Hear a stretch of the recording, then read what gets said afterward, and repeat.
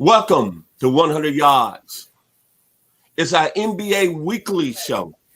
And today we're going to highlight the Los Angeles Lakers and their weekly news. And our team preview today is the Atlanta Hawks. If you like the video today, please come in and share it. I'm your host, Vincent Turner. And joining me today, I always consider him one of the most talented guys that's played this game. He's from Boston, Mass. He went to Landon Cambridge High School, the same high school as Patrick Ewing. He was a JUCO All-American, and he had an offer from the University of Cincinnati. My man, Mr. Elias Pires. So one more time, if you like the video today, please come in and share it. This is our NBA weekly video. How you doing today, sir? Good, man. Where's your tie at? Oh, man, I really don't wear ties no more. So I've gotten to be 60 years old, so I just wear the nice button-down shirt. I'm not like you. We're gonna have to ask the good old Chester Turner what he thinks about that, man. Chester, if you're listening, it's time for Vince to tie a tie. I don't know if he's tied a tie. I'm sure you taught him. Well, I know how to tie a tie, sir, but I'm more comfortable in wearing this shirt. But you know what? As we progress with this show and we become famous, then maybe I go into the tie as you have it. Nah, you look like Ric Flair. You walk into style, baby. Woo! Go. Okay, man, let's get to talk about the NBA. We're going to start off with the Los Angeles Lakers, man. Weekly news this past week. The Lakers, the first 37 games of the NBA season, they're going to be on 23 games nationally. NBA TV, ESPN, ABC, and TNT. What's your thoughts on that, man?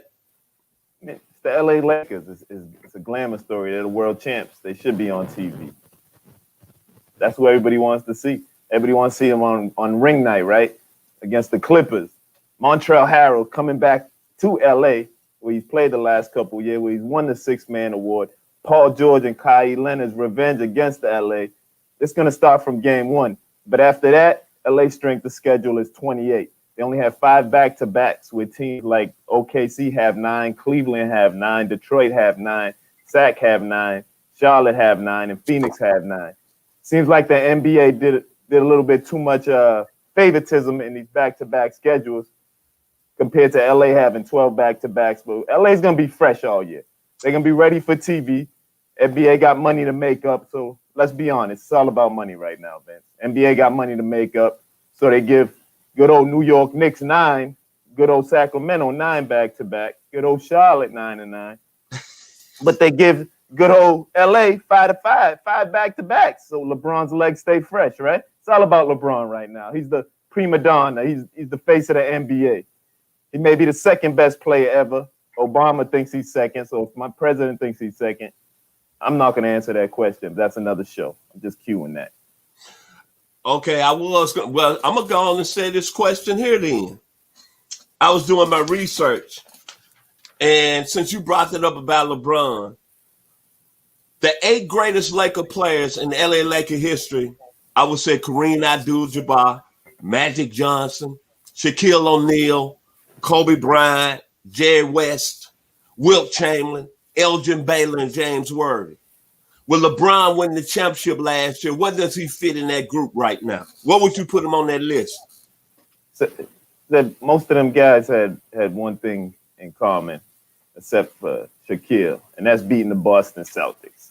You can't head into that Lakers allure without beating the Boston Celtics. There's something about a Game 7 in the Garden or in LA and being at Kobe described it them 2 years they played against Boston as some of the greatest basketball he's played just because it's what basketball is about. It's what every fan wants to see. It's the history. It's the franchises. So right now, I hope LeBron gets that shot. And the way Tatum and Jalen and all them boys are growing in Boston, he's going to get that shot. And I know he wants it bad. He might have to do it with his son Bronny, but he'll do it. Let's talk about the Lakers, their roster this year. They got younger.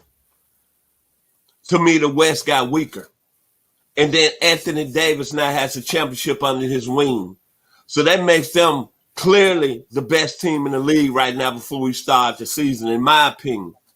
But the player, I think, to me, and I want you to come in on this, man. When they got Marc Gasol, that really, I think, put them in the running and not repeating this year, but they can win maybe with LeBron, maybe a three-peat.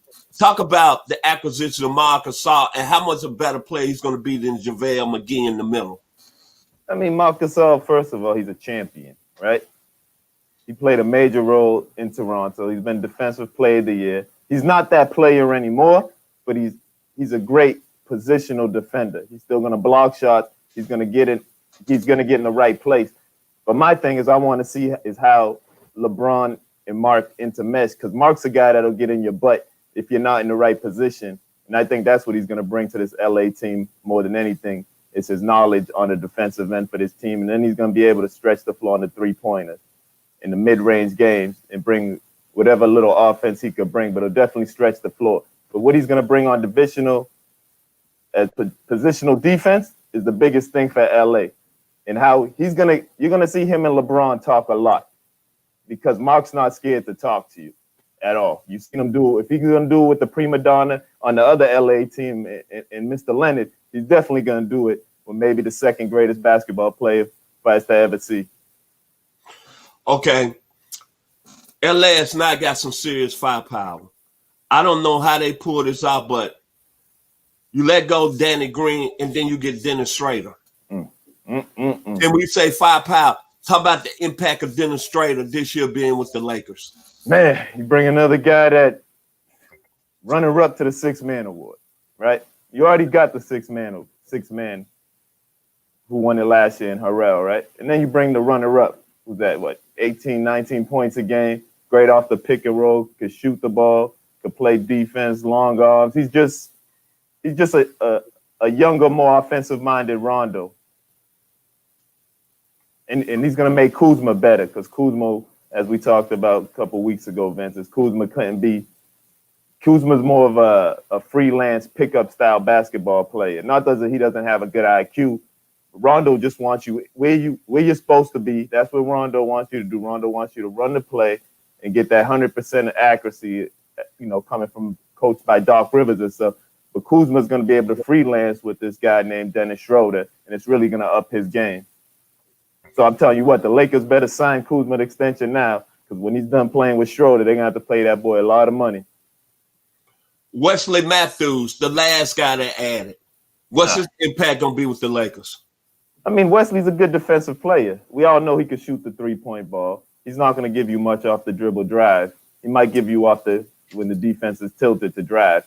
But what he's going to bring you is last year he was the second best, by the numbers, not the feet. He was the second best perimeter defensive player. That's a big thing for this team. Lakers are lacking wing defenders in the NBA that thrives off wing players. Now, you're looking at the Lakers. Obviously, they consider to be the team to repeat this year, the team that's going to win it all. I'm going to talk about the West. To me, the West has gotten weaker. But I want to ask you the three teams that could possibly challenge the Lakers. And I want you to give me your opinion and be brutally honest. I'm going to say three teams. The LA Clippers, the guys that's cross town. Can they challenge the Lakers? No. They're still going to be baby brother. They're still going to be what the LA Lakers fans love to do, make jokes of them. The Dallas Mavericks. Not quite ready. Too young, and LA just has too much firepower. You don't think Luka Doncic can make some noise? You name one player. What's happening when LeBron guards him? Who else do they go to? Porzingis, we don't know if he's healthy. And finally, the Denver Nuggets. What a team last year, right? But I still think they're a couple years away. And we got to see how Michael Porter Jr. develops.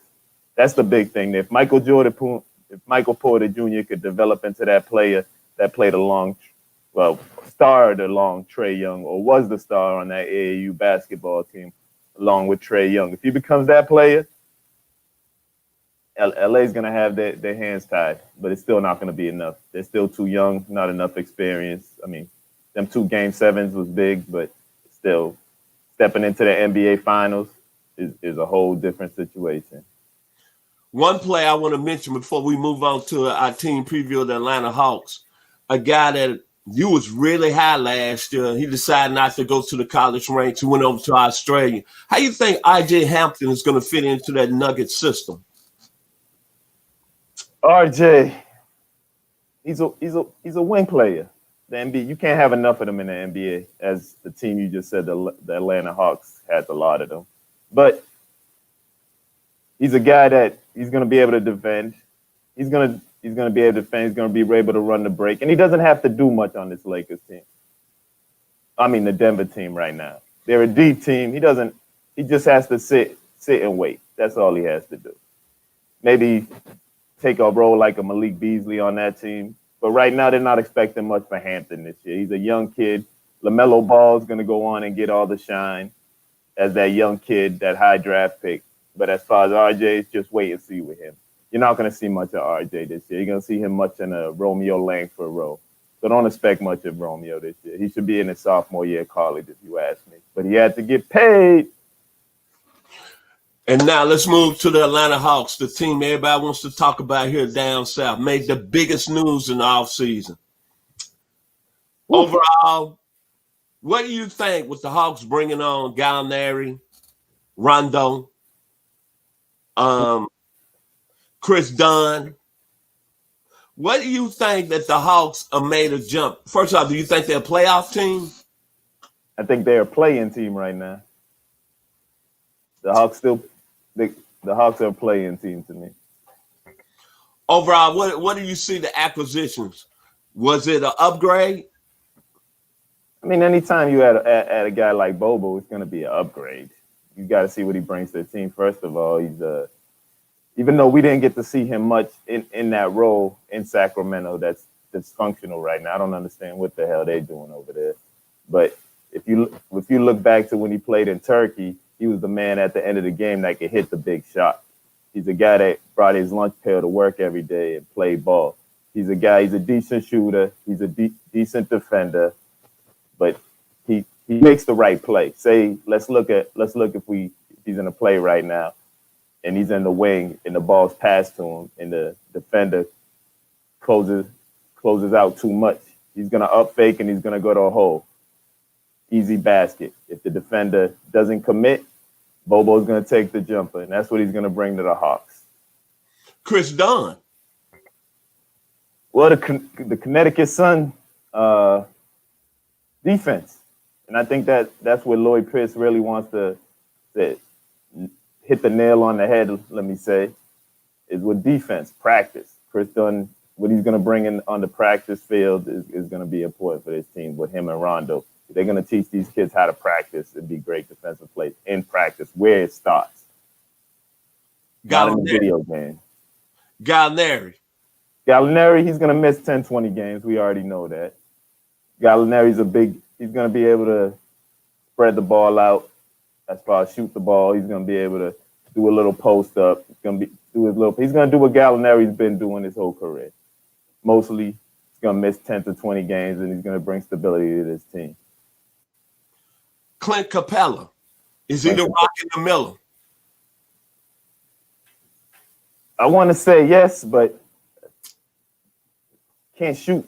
And I think that's going to hurt this team right now. Like, who's he going to play with? Are you going to be able to put him and Rondo and Chris Dunn on? I hope, that's just being funny. I don't think you'll see that.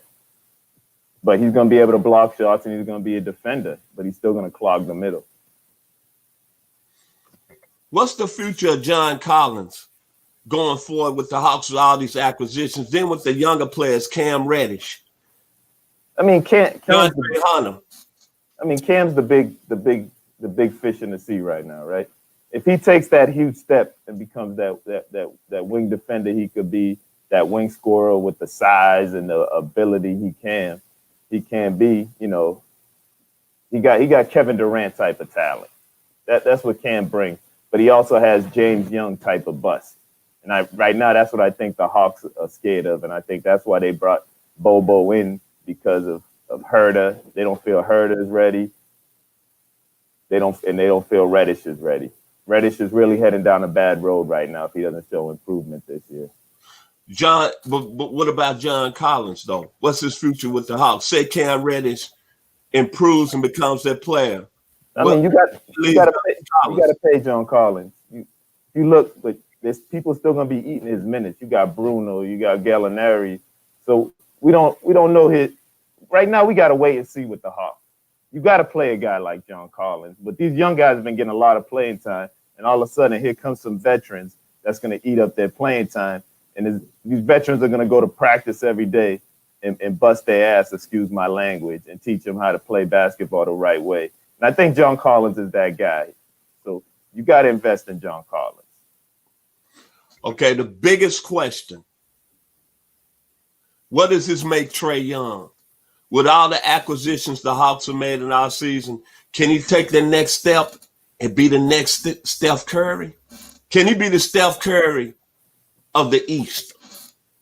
Better outside shooting. They got better in the middle, and you said better defensively. What does this take Trae Young? I mean, they get better defensively, so they're not going to be all that great. But where this brings Trae Young is Trae Young gets two guys, right? And it always starts in one place. Everybody sees the glamour and the glitz of the NBA lights and TV, but it starts in practice. And I think Coach Lloyd Pierce really wanted to bring a mentality of practice, people to hold people accountable on this team. And when you bring in a Chris Dunn and a Rondo that have hang their hat on defense, practice is going to be a hell of a place for the Atlanta Hawks this year. And then you add Clint Capella in the middle also in practice, and then you go draft Oniko Okinawa. So they've really, it's all about practice right now and getting that defensive mentality and understanding how the Hawks want to play. Are they going to push you to the baseline? Are they going to hedge and push you going straight up that lane and try to get Clint to block that shot? So right now, it's going to start in practice. Right now, I think we all know the Hawks could play offense. But if they don't play defense, they're definitely not going to be in the playoffs. And I think that's where you bring Rondo in. And I think that's when you bring Chris Dunn in, Gallinari, and Boban. That's not a bad defensive player. If you see the trend there, you're getting guys that come to work every day and come to practice every day, and guys that basically don't let the outside noise get in their head. And I think it's professionalism right now about the Hawks as far as in a mentality of toughness right now for these guys. But you didn't answer my question. What does it take Trae Young? With this roster right here, can he be the Steph Curry of the East? I mean, there's not going to be another Steph Curry right now, Vince. But right now, what it makes Trae Young is matter on who he's on the court with sometimes. Of course, he doesn't have to guard the best defender on the other side if Rondo or Chris Dunn's in the game. But what this does make him is he's gonna have to work, and he's gonna have to pass this ball, and he's gonna have to share this ball, and he's gonna get better on the pick and roll with the guys he brought in, especially Gallinari. So I think this year is all about for the Hawks. Even though we're ready to see the Hawks win, it's all about the whole team understanding the game of basketball. And I think that's with Trae Young. It's not about him getting up his shots and putting up 30 points. It's about him understanding how to be a true professional in this league and bring it on both ends, because that's most important. You can't be a great in this league and be considered. Like even Steph Curry had to learn how to bring it in on defense, that we talk about a lot, and how he's done so great with steals in the NBA and positional defense. And that's what you're going to have to teach Trae Young. I don't even want to talk about his offense right now until his defense improves. And when you bring guys like Rondo and Dunn, that's what's going to happen in practice. A lot of days that Trae Young's going to be upset, very upset at practice, because Rondo's going to test him to the limit along with Chris Dunn. And that's where, if you're an Atlanta Hawks fan, you better be happy about that, because it starts in practice, and that's where greatness arises. Let's say this. To me, this is a critical year for the Atlanta Hawks. It's playoff or bust. You said the same thing years ago about Joe Johnson, and that turned out well, man. I know, but when you look at Trae Young, let's say this. let's say the Hawks ascend this year and they become a playoff team. I think they're going to be a 6 or 7 seed. That's just my opinion. With the acquisitions and what they have on paper. Do Trae Young sign a long-term extension? Is he here for the long haul with the Hawks? Yeah, I think he's here with the long haul. I think we still notice this is his team right here, and they're putting pieces around him. But again, the only reason Trae Young and the Hawks haven't made that big jump as we expected, we seen Zion have a great year, but we didn't see Cam have a great year to be such a high draft pick. So everything, I'm going to keep going back to Cam Reddish. You're either going to get a very good basketball player that we all thought he would be who he was, or who we projected him to be with that potential word we love to use, or he's going to be James Young that was drafted out of Kentucky by the Boston Celtics, same type of player.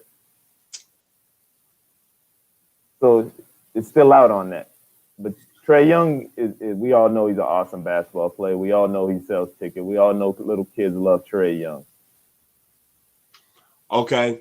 But there's no adults going to the basketball court and playing a pickup game, coming off a pick and roll and yelling Trae like they do Steph, Mike, LeBron. Not yet.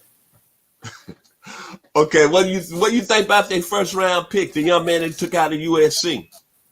I mean, like Earl Flowers and Earl was on the show a couple of weeks ago. We was trying to figure out where we seen this guy years and years ago, right? And we had to go to Sierra Canyon, right? And he played with LaMelo Ball. He was the unsung hero on that team, and all the highlight tapes that would come, dunk, block the shots, the defensive anchor for that team. And then he goes on to USC, has a great career. But what he's going to bring to that team is energy. Another very good first going to start in practice, where it always starts. And you're always going to hear me say it starts in practice. He's a tough kid. He's been through a few things in his life. But he's going to be able to bring alley-oops, block shots, excitement to Atlanta. And he's going to be there for a long time. So what you want to do with Clint Capella, you'll be able to package him in a trade midseason somewhere, somehow, and you still got a steady anchor in the middle.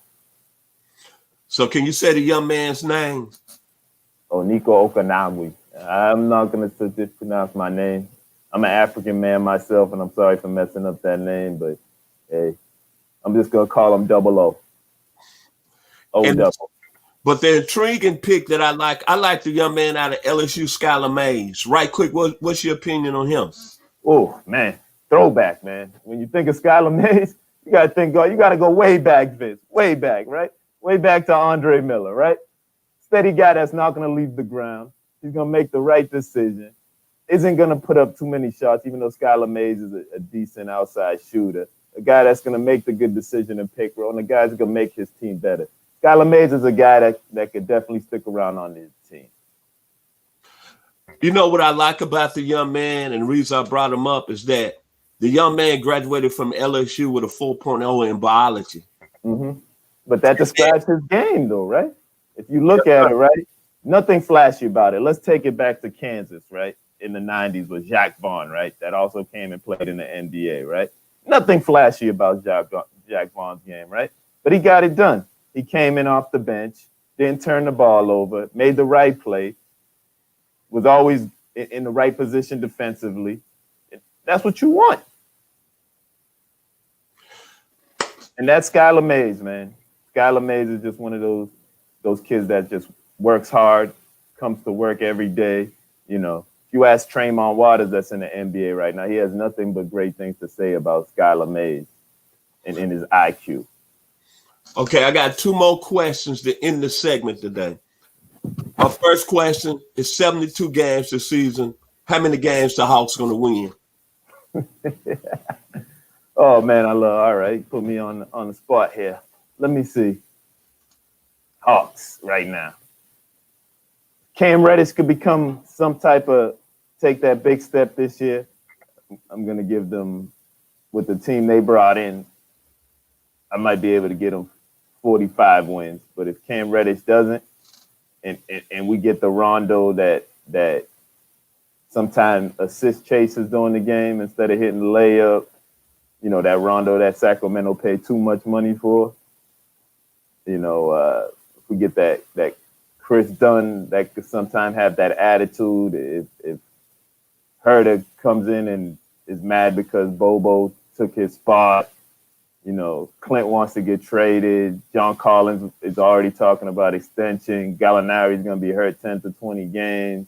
Trae Young, we don't know, could be a prima donna in there or something, but there's still so much with this team because they got so much talent right now that they brought that it's going to start in practice and it's going to start with coaching.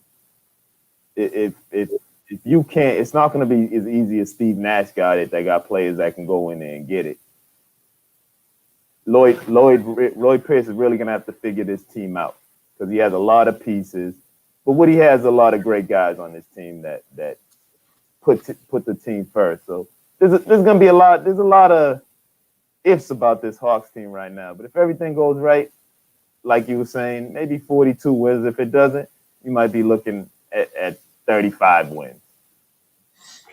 And the final question of the evening, of the morning, excuse me. In the basketball segment, people that I've brought on, I've always asked questions, and I've had great guests in that NBA segment. So I'm going to ask you, I consider you royalty. It's the major question. LeBron James or Michael Jordan? Let's say LeBron wins the championship this year and they repeat. Who's the GOAT? Who's the GOAT? Yes, sir.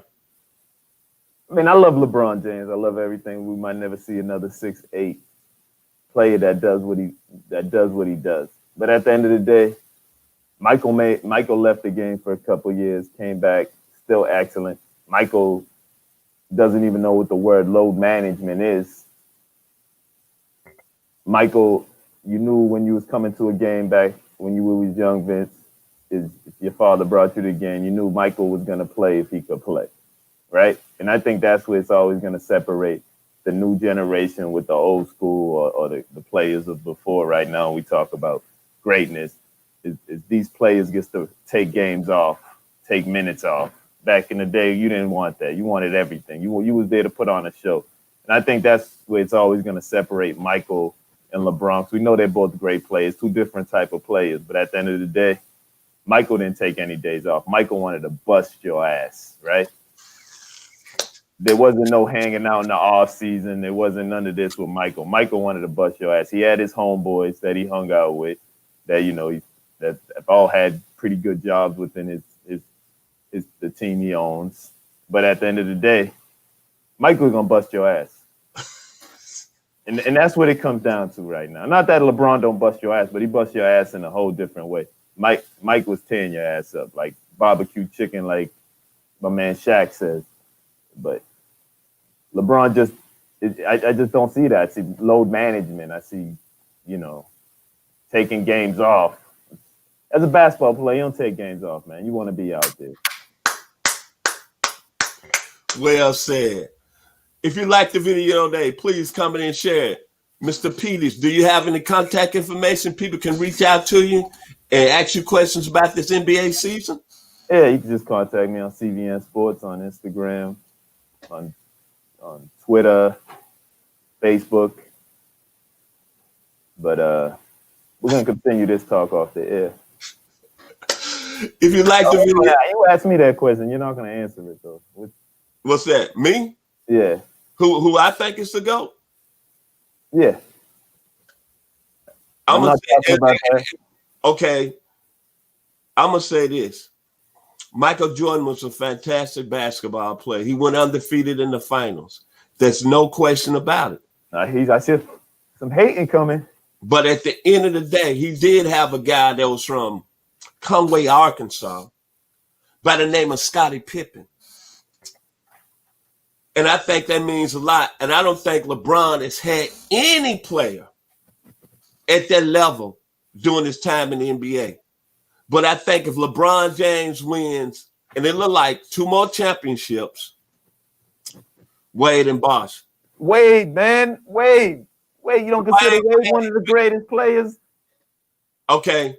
But in my opinion, this is opinion. You say you're going to put me to the term. So what's AD? What's AD? Dwayne Wade, let me finish. I'll let you talk. Dwayne Wade in no way, shape, or form is Scottie Pippen. What about AD?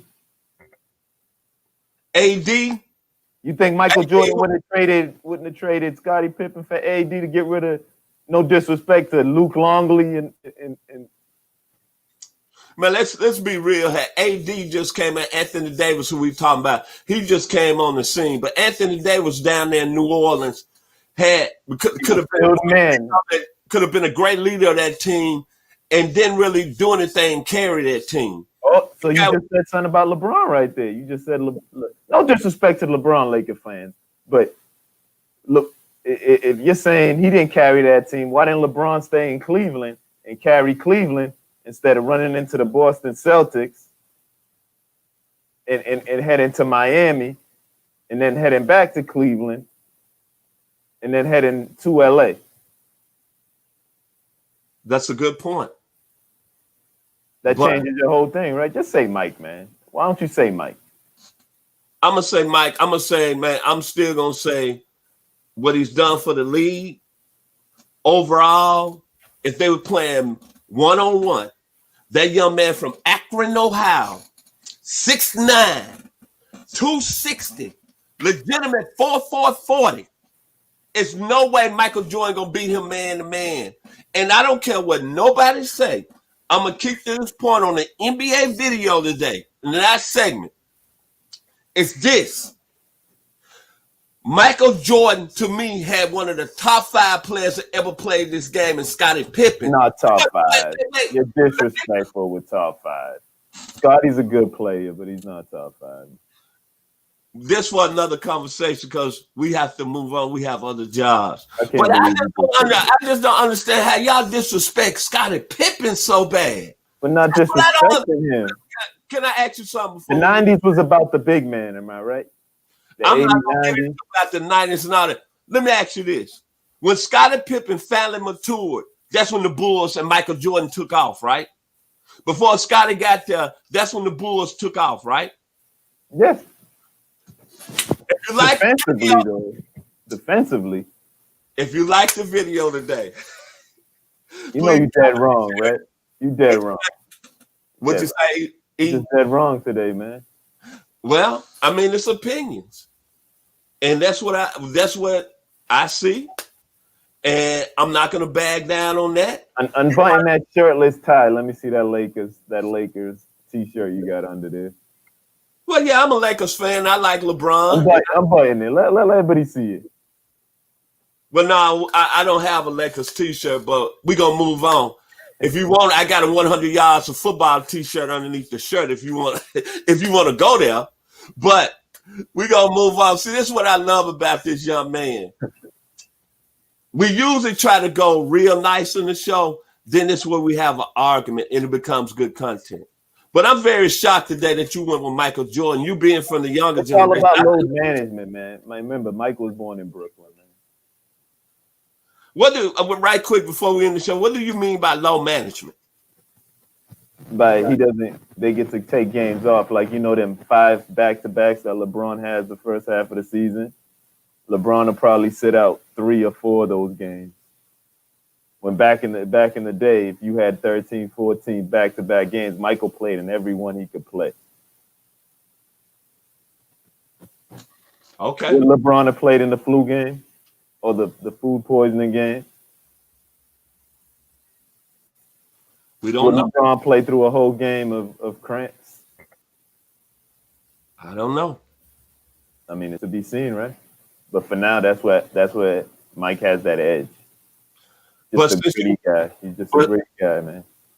But let me finish my final comment. And I'm not going to try to put it in the way of a shot. But I think one of the reasons you gave LeBron credit, but I know this. You said LeBron moved around, but when he came back to Cleveland, I think with a lesser team, Kyrie Irving they did bust the Boston Celtic ass, right? In the finals. Maybe that's why you got a problem with LeBron. Because when he was in Miami, no. They dominated the Celtics. no disrespect, LA, but when we sent him to Miami, you know, I mean, we did send him to Miami. That was an older Celtics team now, right? I mean, you can eat all you want right there, but you had to look who else was on that Cleveland team. It wasn't a bunch of bums now. Let's be serious. We got to move on, man. Let's go continue this conversation next week. Thank you for coming on the show today, man. Be safe during the week. God bless. We are 100 Yards of Football. I'm your host, Vincent Turner. Joining me today is the very controversial, my man, GQ model, Mr. Elias Pires. And we'll see you next week here on 100 Yards of Football. Oh, by the way, before I leave today, I always end the show.